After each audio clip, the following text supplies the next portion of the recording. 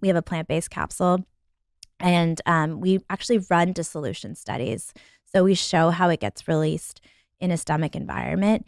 And so it does dissolve. You're not shitting it out, which I'm really proud of. It's important, like sometimes we use a capsule that has a delayed release profile. Sometimes you want it to bypass the stomach. You don't want the nutrients to actually release in the stomach.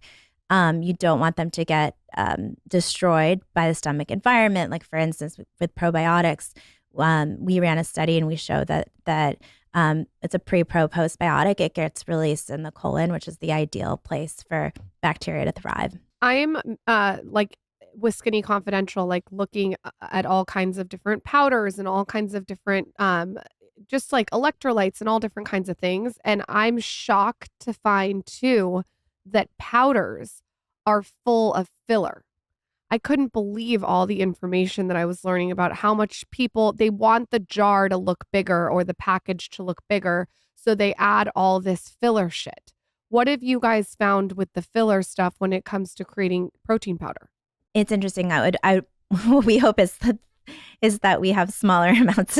Like we want, it actually helps us if our capsules are smaller or we have less powder because it's a better consumer experience. But I hear you. I think when you don't have a lot of nutrients or things to deliver to the consumer, you probably want to pack that in with things that people don't actually need. It's crazy.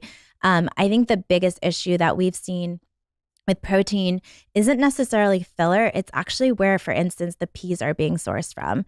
So what is crazy is that there's this crazy situation happening where there's actually dumping of organic peas coming from China into the US. And what we're doing is actually we're working with regenerative farms in the US. We work with a company called Purus, where the quality of the peas actually matter. It's not enough to just be organic.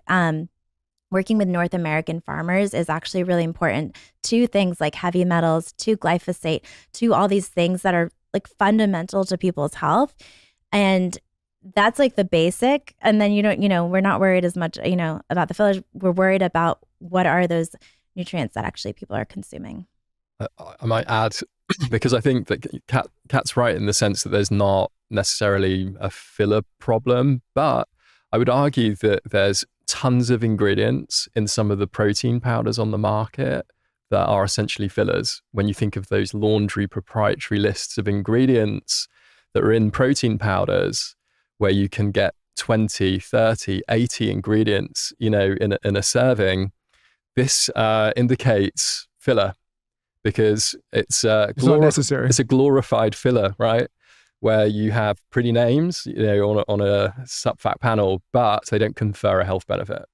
And so I think that when it comes to the powder area, that pixie dust part of the equation is the one that probably needs to be addressed the most. As operators, this is like a tangent question. We don't have to call out anybody by name, but as operators, when you guys are competing in market and you see, we don't even have to name your competitors, that are maybe directly competitive, but are maybe not doing it right. What is the biggest frustration for you? Because I would imagine as you guys are developing quality products and doing all these studies, and then you have somebody that's maybe winning or competing in category, like what are the things that frustrate you the most about that competition? Not even from like a dollar perspective, but just like maybe somebody that you're competing with that is not doing it right. Like what are the things that where they're cutting corners where you're like, okay, we're competing with somebody that's just not as good for the consumer? I think that something that was, I've been doing this for a long time. It came out of a personal need. I was pregnant with my first daughter. I have 3 girls. And it's so personal to me, and that it's almost like it's important that we're doing things right on every level for me. So it's important that we're sourcing, highest quality ingredients, that we're transparent around where they come from. We even list the suppliers on our site, which is really unique. And that's not even enough. And, and then the next layer for us is like, okay, what's the encapsulation? Is it delivering in the body? What's the technology that we're investing in? And that's not even, enough in the patents and everything like that. And then on top of that, we're investing in human clinical studies, which we're spending millions of dollars in proving proving the efficacy of our products. And so for me, on a personal level, I think it's important that we're checking every single box. And so while it's frustrating to me in like these micro ways, other brands might be doing things differently.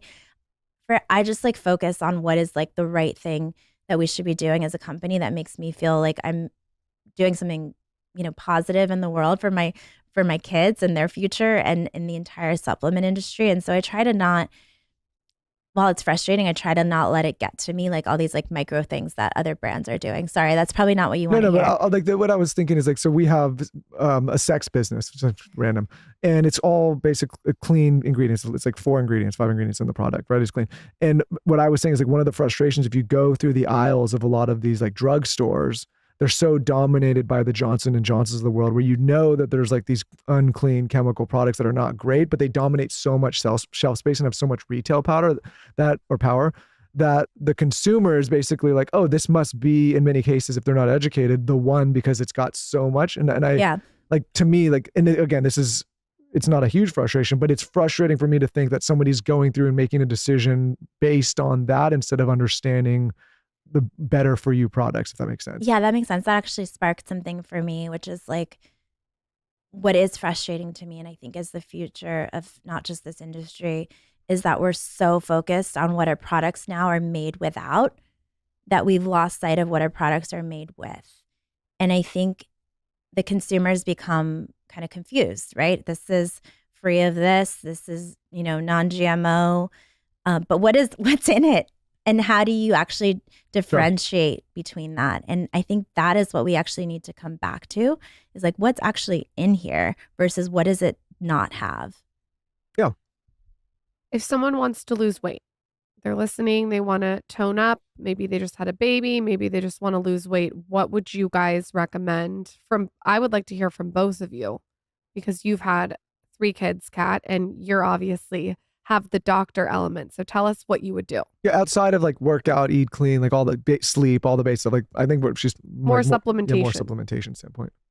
So it's not a category that we're in. So I would say this is like unrelated to Ritual. So maybe more like personal. I've had 3 kids. You've had several kids, and I think it is quite personal for me. It's like the number one thing for me was just always just feeling good about where I was at after having kids and running a business, and like just feeling like, confident in my body that's changed so much over so many years, and being like, wow, I just birthed a human and I'm doing these things, and like get comfortable with this amazing thing that, body that allowed this to happen. Of course. And so I think for me personally, once that kind of like clicked, it was really about like, how do I stay the healthiest? And some of the things that I've learned from Nima that have helped me feel like the healthiest in my body was actually consuming more protein. I always thought that, protein was something that people use to bulk up. But then I realized I wasn't getting enough protein, especially being kind of this, plant-based eater and not regularly, I was like eating a lot of beans and vegetables, and then I was like always hungry. And so figuring out what is that like complete amino acid profile protein that you're getting in the right amounts, I think allowed me to stay fuller for longer and actually like enjoy the food that I was eating throughout the day. And also fiber. I think a lot of people in the US are under consuming fiber. And fiber also is just like obviously fantastic for your body, but also helps you stay fuller longer. And so I don't know if I can speak to losing weight just because it's not a claim we're making in any of our products, but yeah, so it's still a bit of a tricky one.